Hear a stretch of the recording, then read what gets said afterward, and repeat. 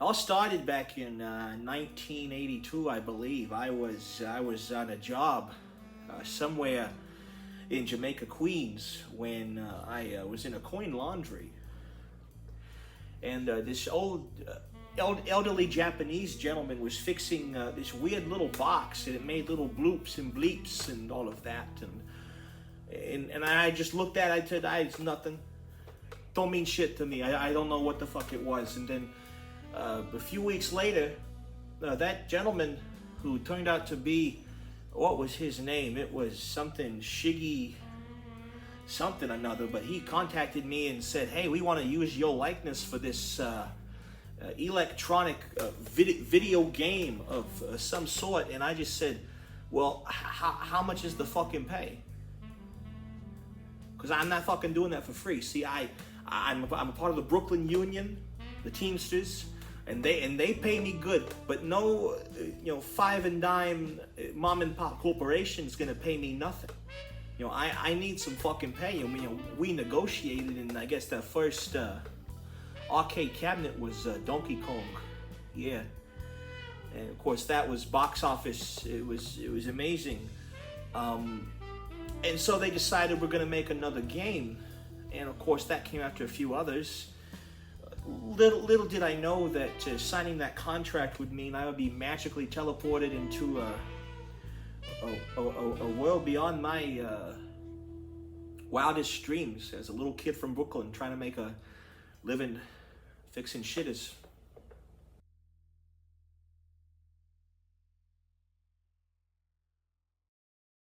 So biggest fucking difference between the real world and of course the Mushroom Kingdom is obviously nothing makes sense in the Mushroom Kingdom. I mean, there's mushroom people. There's a human broad about taller than me even somehow, and I have to save her from this tyrannical dictator who has an army of various creatures that are out to skin my hide. And at first it was very overwhelming. I mean, could you imagine? I mean, I looked at those blocks and I thought, how in the fuck am I gonna jump on that? And then I took a leap and I busted my ass the first time and I got right back up. God bless my mother. She's up there, and I remember her words, and she said that if you're gonna be dumb, you gotta be tough. You gotta get back up. And I'm no fucking Stronzo, so I got up and I fucking bashed it.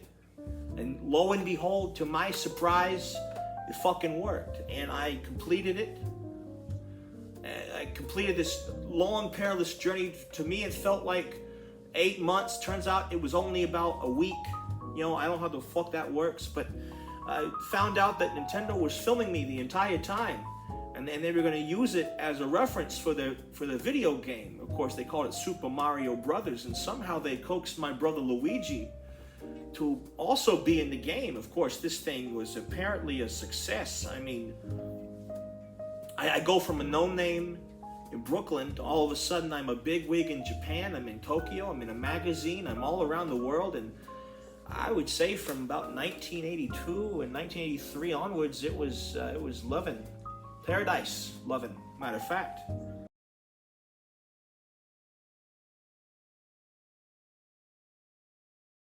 I mean, people ask me now, I walk the streets, and of course not dressed like this. This is my work attire. Usually I'm in something else, but they see me and they go, Mario, or Mr. Segali, though I say it's my father's name. They don't really care, though. They say, you've done all these cool things, you've done all these cool adventures and all that.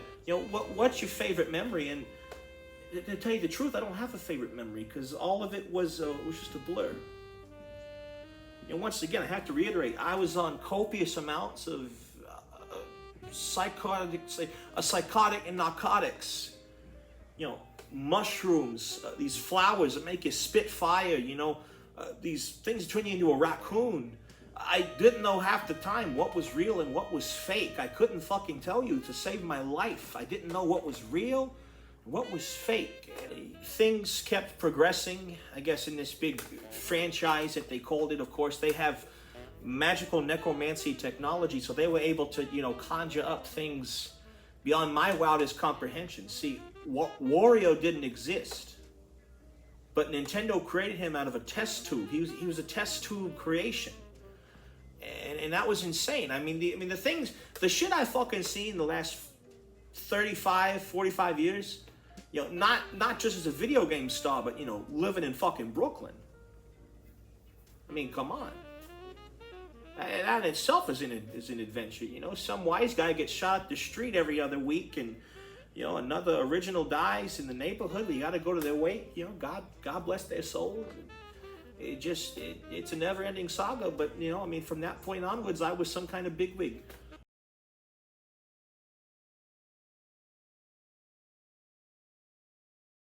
What the fuck? Oh, you got one of these. Yeah.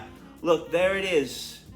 Yeah, you know, this one was one of my very favorites, you know, because it just, I mean, I remember the actual experience being quite traumatic for me, because I was riding this dinosaur, and of course, you know, I had always doubted the existence of dinosaurs. I'm a very much a dinosaur atheist, and then I looked upon one, this fucking thing, this Yoshi, whatever the fuck his name was, and, you know, we traversed many lands.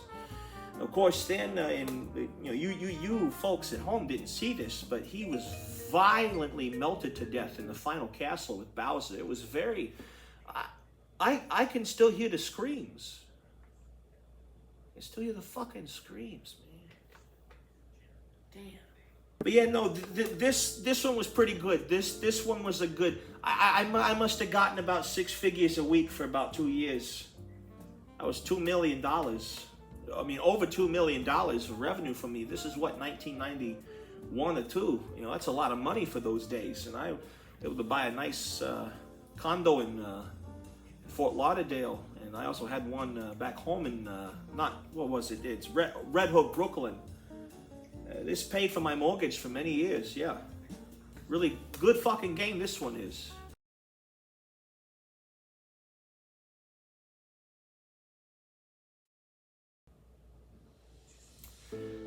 Yeah, me and her talk from time to time. You know, we don't have a lot of time. You know, she's running her kingdom, and I'm of course, I'm here doing my plumbing business, and we don't really talk a lot as we used to. We did have a brief romantic affair around about 1996, and going back a little bit. But then I think that, you know, all these strenuous times, you know, traversing these worlds. Going through the hell that I did, you know, didn't strengthen our relationship. It turned toxic. Because, you know, she saw me as a hero, but I couldn't be a hero all the time. I'm still Mario Segale. I can't always be Super Mario. You know, I have to do my plumbing. I have to do my bills. I have to mow my lawn. I have to take out the trash. You know, I'm not really a Superman. But, you know, I mean, we are still good friends. You know, Toadstool Pete. She's a sweetheart of a gal. Last I heard, she was married to some prince, some other way. I mean, he's a cool guy. I met him a few times. I think when I meet him, it was somewhere. It was Daisy's bar mitzvah. So somewhere in Sarasaland. I had to go there for one time, but no, it just. Well, I mean, just she's a cool gal. She's a cool gal. I will say that.